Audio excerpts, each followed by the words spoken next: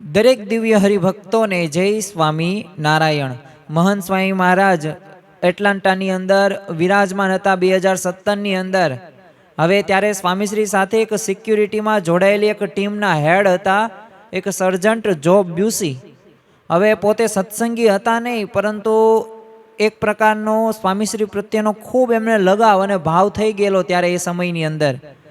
અને અહીંયા સેવા ચાલુ થઈ પછી એક કંપની એમને છે ને પોતાને ત્યાં એમને આવવાનું કીધેલું, અને જ્યાં 1 કલાકના એમને $100 મળતા અને 12 દિવસનો આ કોન્ટ્રાક્ટ પણ હતો, પરંતુ આ જોબ બ્યુસીએ તો એમને ના પાડી દીધી।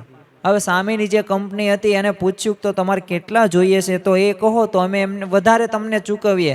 ત્યારે જોબ બ્યુસીએ કહ્યું કે જ્યાં સુધી મહંત સ્વામી મહારાજ છે ને ત્યાં સુધી કોઈ ગમે એટલા ડોલર આપે તો પણ હું નહીં જાઉં। તમે જો 9 જ દિવસની અંદર આ કેટલું એવું બધું આકર્ષણ એ મહંત સ્વામી મહારાજ પ્રત્યે થઈ ગયું, અને એ પણ સાવ નવા વિદેશી ઓફિસરને।